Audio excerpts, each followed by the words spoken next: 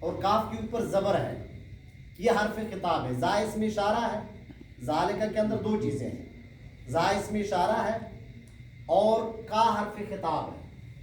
تو میں نے حروف خطاب کے بارے میں آپ حضرات کو کل بتایا تھا کہ حروف خطاب ٹوٹل حرف خطاب سے کیا مراد ہے. یہ بھی ہم روزمرہ جو ہم اپنی زبان استعمال کرتے ہیں، روزمرہ کی زبان میں ہم حروف خطاب استعمال کرتے ہیں.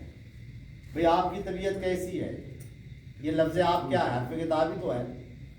یعنی وہ حرف، وہ لفظ جس کے ذریعے آپ کسی کو مخاطب کرتے ہیں اس کو حرف خطاب کہتے ہیں. تیری طبیعت کیسی ہے، تم لوگ کہاں سے آ رہے ہو، یہ آپ، تم، تیری، تمہارے، یہ سارے ہم استعمال کرتے ہیں. بس یہ حروف خطاب ہے. اس کو عربی میں چینج کرنا ہے. تو عربی کے اندر ذالکہ قرآن مجید کا جو پہلا لفظ ہے میں نے یہاں پر لکھ لیتا ہوں، یہ ہے ذالکہ. الف لام میم کے بعد سب سے پہلے یہ لفظ آتا ہے. اب اس میں دو چیزیں ہیں، یہ اس میں اشارہ ہے، یہ حرف خطاب ہے. لام کو فی الحال چھوڑ دیں، لام کو فی الحال چھوڑ دیں، صرف زا اور کا یہ ہم لیتے ہیں. یہ اس میں اشارہ ہے، یہ حرف خطاب ہے. حروف خطاب کے بارے میں ہم نے کل پڑھا تھا کہ حروف خطاب ٹوٹل چینج ہے، اور تو حروف خطاب کے استعمال کرنے کا مقصد کیا ہوتا ہے. مثال کے طور پر میرے پاس ایک آدمی آیا اور میں اس سے اس کی طبیعت پوچھنا چاہتا ہوں، بھائی تیری طبیعت کیسی ہے. یہ جملہ میں نے بولا، آپ لوگوں کو کیا پتہ چلا؟ آپ لوگوں کو پتہ چلا کہ مفتی صاحب کے سامنے ایک بندہ ہے. تیری کا لفظ ایک بندے کے لیے استعمال ہوتا ہے.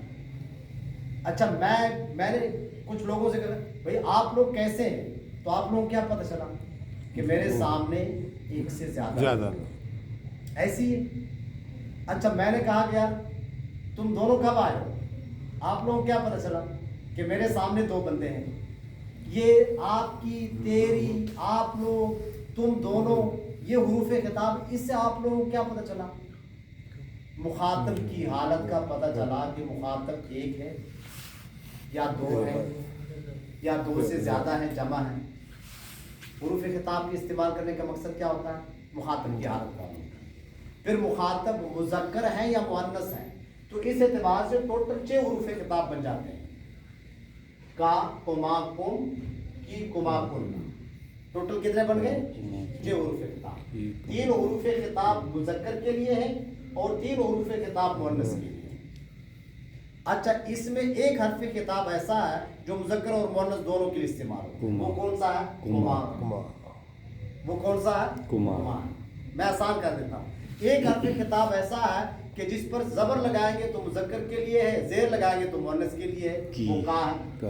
کا کے اوپر زبر لگائیں گے تو مذکر، واحد مذکر کے لیے، اور اسی کا کے نیچے زیر لگائیں گے، کی پڑھیں گے تو یہ واحد مؤنث کے لیے بن جائے گا. بڑی آسان سی بات، کوئی مشکل نہیں ہے. 2 حروف خطاب مشترکہ ہے. ایک حرف خطاب ایسا ہے اوپر زبر لگائیں گے تو واحد مذکر کے لیے، نیچے زیر لگائیں گے تو واحد مؤنث کے لیے. اب 2 رہ گئے، تو کم حرف خطاب جمع مذکر کے لیے اور کنہ حرف خطاب جمع مؤنث کے لیے. اس کو کل میں نے آپ حضرات کے سامنے جملوں میں استعمال کر کے دکھایا. اب میں نے اس کی مثال دے رہا تھا کہ آپ گھر میں داخل ہوتے ہیں، آپ کے سامنے بیٹا آتا ہے، آپ اس سے پوچھتے ہیں بھائی بیٹا تیرا کیا حال ہے، تو کیا کہو گے؟ کیف حال ہوگا، کیونکہ آپ کے سامنے ایک ہے اور وہ مذکر ہے. تو کیا کہو گے؟ کیف حال ہوگا. واحد مذکر کے لیے جو حرف خطاب استعمال ہوتا ہے وہ. لیکن آپ کے 2 بیٹے ہیں، آپ گھر چلے گئے، دونوں سے پوچھ رہے ہیں بیٹا آپ دونوں کا کیا حال ہے، ٹھیک ہو، تو کیف حالکما. پھر کیا آئے گا؟ حالوں کے ساتھ کما لفظ آئے گا، کیونکہ آپ کے سامنے مخاطب 2 آ گئے. ٹھیک ہے، آپ سب گھر والوں سے پوچھنا چاہتے ہیں بھائی آپ لوگوں کا کیا حال ہے، مرد ہیں سارے کے سارے، بچے ہیں آپ کے، تو آپ کیا کیف حالکم. آپ گھر میں داخل ہو گئے، اپنی بیوی سے پوچھنا چاہتے ہو تیرا کیا حال ہے، تو کیا کہو گے؟ کیف حالکی. اب کاف کے نیچے زیر پڑنا ہے، کیونکہ اب جو مخاطب ہے وہ مؤنث ہے اور ایک. آپ اپنی بیوی اور بچی دونوں سے پوچھنا چاہتے ہیں کہ تم دونوں کا کیا حال ہے. تو کیف حالکما جو مذکر اور مؤنث کا مشترکہ ہے. آپ گھر کی ساری عورتوں سے پوچھنا چاہتے ہیں کہ تمہارا کیا حال ہے, تو کیف حالکن. آسانی کے لیے میں نے اس کو جملوں میں استعمال کر کے دیا.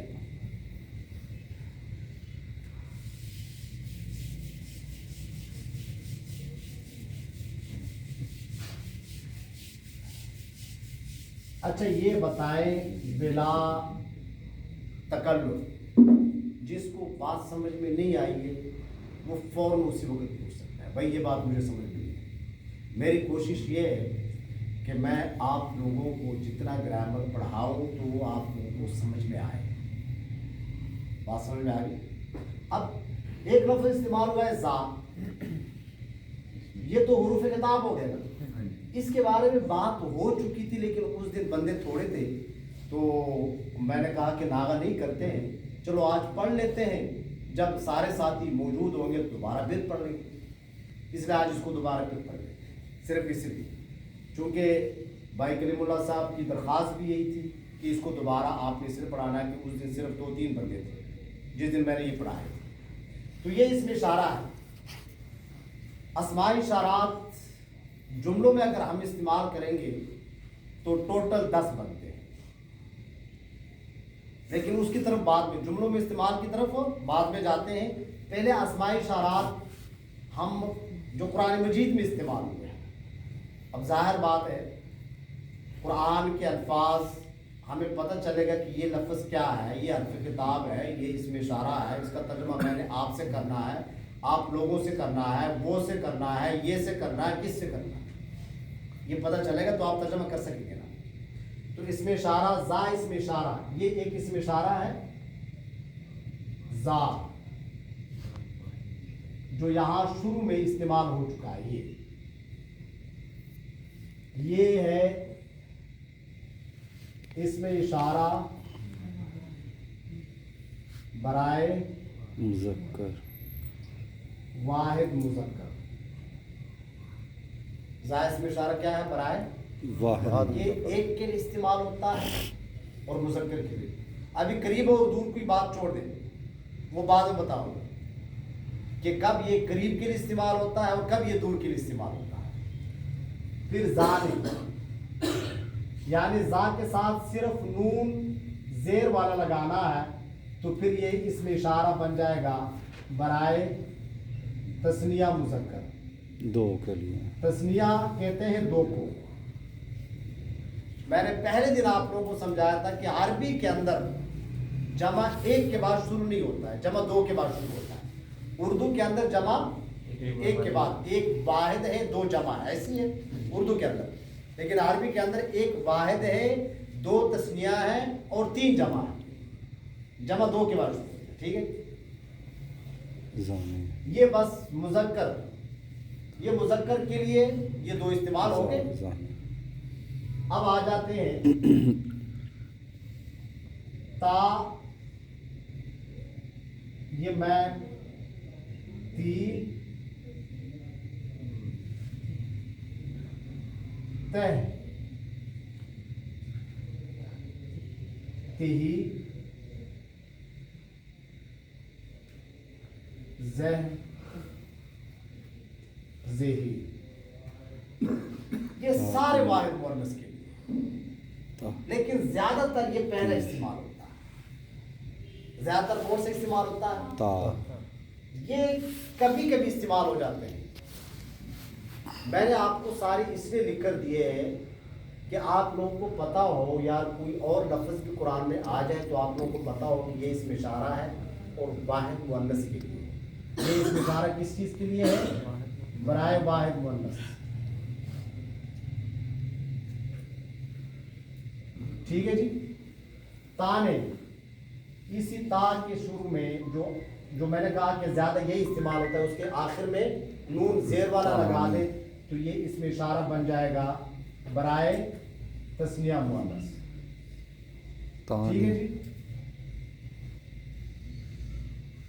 برائے تثنیہ مؤنث. یہ ٹوٹل 4 ہو گئے.